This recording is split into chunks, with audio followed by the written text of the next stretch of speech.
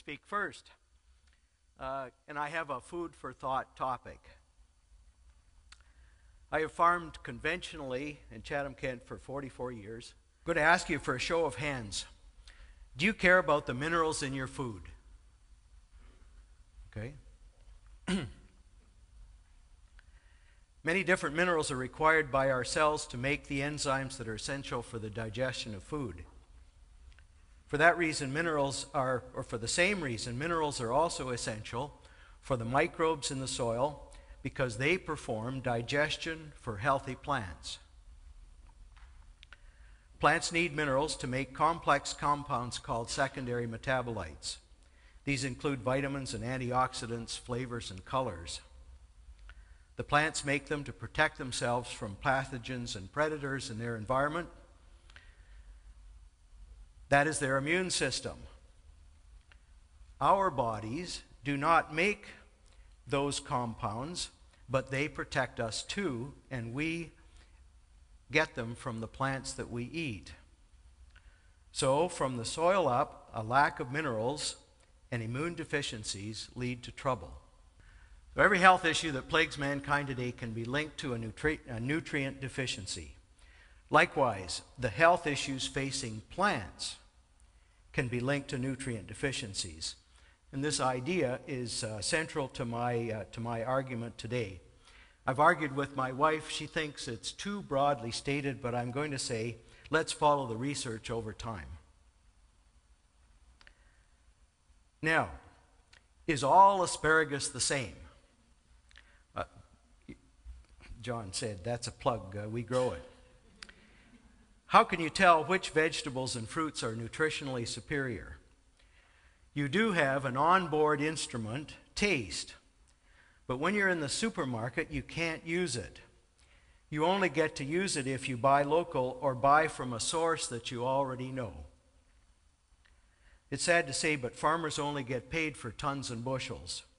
Built-in nutrition is not recognized at all. Except perhaps the sugar beet growers who get paid directly on sugar content, and wine grape growers who are paid based on Brix, which is a measurement of the nutrients in solution. Someday there may be a tool that can help. There is a concept being worked on. Imagine a special device that would shine a light on the product and measure the frequency of the light reflected. Attach that device to your smartphone with an app to analyze the data and calculate a nutritional merit index. Then the customer could make an informed choice. The best product would be rewarded, and all farmers will have the incentive to improve the nutrition in food. My mission today is to present 5 field-based reasons why, on average, you can count on organically grown food to be nutritionally superior. Number 1. In conventional agriculture, when challenged by an insect or disease, agribusiness suppliers and farmers use synthetic chemistry to knock out the pest. But this is treating the symptom of the problem. Remember my point? The underlying cause of the problem is nutrition. In order to succeed and to grow good-looking produce for a premium price, without using synthetic pesticides, the organic farmer has to address the nutrition of the soil and the crop. Organic farmers don't use synthetic nitrogen, even though nitrogen is commonly the most yield-limiting nutrient. An abundance of nitrogen bulks up crop yield. If sufficient and correctly balanced nutrition is not available for the plant, mineral density is reduced. Think of it this way. More volume, same minerals equals reduced density. Organic farmers use compost and legume cover crops that fix nitrogen from the air, microbial inoculants that fix nitrogen from the air, and balance nutrition. Moving on.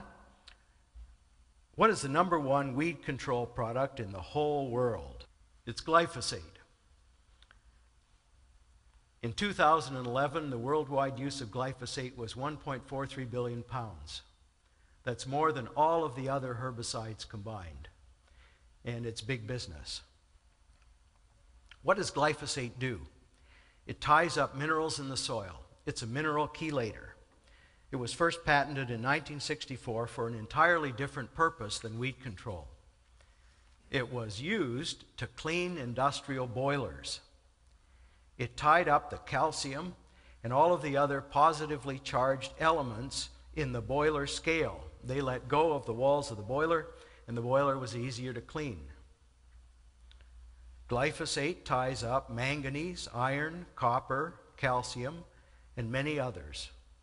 It is the big hammer of all mineral chelators. Broad spectrum. When tied up by glyphosate, those minerals are not available for use physiologically by plants, animals, or people. For example, when glyphosate is sprayed on glyphosate-ready soybeans, often the upper leaves show white. It's called flashing. It's a symptom of manganese deficiency.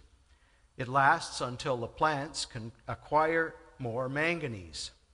So, a few days later, the farmer goes out with a second spray of foliar manganese to correct the self-inflicted deficiency. Another point about glyphosate. Its first breakdown derivative is called AMPA, and together they accumulate and persist in the soil. AMPA has the same activity as glyphosate for plants and minerals. Together they have a half-life of as much as 20 years. AMPA reverts back to glyphosate when phosphate fertilization is applied, which happens almost every year. Glyphosate is even allowed to be spread on some food crops just before harvest to dry down the straw and to kill high moisture weeds so they don't cause staining and plugging in the combine. Crops where it is used include wheat, not so much around here, but more commonly out west. It's used on white beans, it's used on sugarcane, it's used on sunflowers. So my point is that organic farmers don't use glyphosate. Therefore, on organic farms, the available soil nutrients will be more abundant. Minerals in the food they produce will be more available, and there will be no glyphosate in your food to tie up minerals in your body. Here's how glyphosate works. It inhibits EPSPS, which is an enzyme essential for the 7-step shikimate pathway, which produces essential amino acids, which are the building blocks for protein synthesis and secondary metabolites. Secondary metabolites play an important role in the immune system. They protect the plant from pathogenic microbes in its environment. Glyphosate does not kill the plant. Pathogens in the environment kill the immune-deficient plant. Genetic farmers do not use genetically modified organisms. Glyphosate does kill regular corn and soybeans just like it kills weeds. And this is where genetically modification comes in. An alternative pathway, I mentioned the shikimate pathway, an alternative pathway is installed in the plant. And it has been in the genes of the plant, and it is installed in glyphosate-ready crops such as corn, soybeans, cotton, sugar beets, and alfalfa. This innovation made possible a huge increase in the use of glyphosate in North America. But the downside is that the root system of glyphosate-ready genetically modified plants is 20% smaller and is less efficient in procuring minerals. So once again, the mineral density of the crop is reduced. Glyphosate and genetic modification make weed control cheaper and easier. Like every other farmer, I love a clean field easy. But the price to pay is reduced mineral density. Ironically, so much glyphosate has been used that glyphosate-tolerant weeds are now a serious threat. Farmers are adding a second chemical, sometimes a third. Total pesticide use is increasing. Point 5. We're now learning that glyphosate does not just stay in the field. It moves to the growing point of plants. It reaches us through the grain. In 2014, in small-scale initial testing, glyphosate was found in the breast milk of U.S. mothers in 3 out of 10 samples tested. Glyphosate does not affect humans directly. We do not have the shikimate pathway, but it kills Lactobacillus acidophilus and bacteria and bifidobacterium. These are the ingredients in yogurt and probiotics that promote gut health. When glyphosate from food takes out these species in your body, pathogens can proliferate in the vacuum they leave behind, and our immune system is diminished. I'm going to show you a few statistics. This is a plot of the incidence of deaths from senile dementia. Those are the yellow bars, and then the red line is glyphosate applications on corn and soybeans. Here's one on autism. I have a daughter affected by autism, and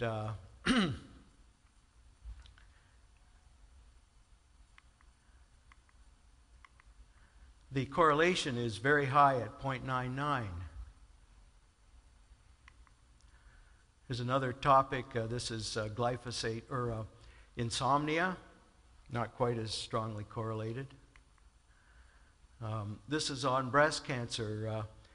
Maybe the title is a little confusing. Before 1997, the decline in the use of estrogen therapy we were seeing a decline in breast cancer. That part of it was removed. There was a chart before this that I didn't put up, and so this is the experience since 1997. I want to be very clear. Correlation does not prove cause and effect, but it raises questions. The rate of increase of 25 human diseases tracks closely with the rate of increase in the use of glyphosate in genetically engineered crops. So I want to pose the question, is it possible that glyphosate and mineral deficiencies contribute to immune deficiencies in people? Medicine has side effects. Chemicals do too. I know that organic food costs more, but the demand is growing every year. The remedy for high prices is high prices. They represent the incentive for farmers to grow more. With a 3-year transition to a more management-intensive system, it is a very serious decision for a farmer to make the transition. Finally, I just wanted to mention a conference that I attended last year. It was in La Crosse, Wisconsin. It was put on by an organization called the Midwest Organic and Sustainable Education Service, which has an acronym MOSES. And the MOSES mission is to educate, inspire, empower farmers to thrive in a sustainable organic system of agriculture. More than 3,500 people paid to attend. They were small farmers, medium-sized farmers, and large farmers. They are an upbeat and positive bunch. They farm with pride and joy. They know that they are doing the right thing for themselves and for the land. They are energized by appreciation from their customers. They believe that over time conventional farmers will learn from them. If you have any doubts about the integrity of organic food, you are discounting the determination and honesty of a growing, motivated group of good people united by a common cause. I just wanted to say in conclusion that to acknowledge one individual. His name is Dr. Don Huber, and there it is, Dr. Don Huber, and he is one of the first scientists to speak out about the downsides of glyphosate. Thank you very much.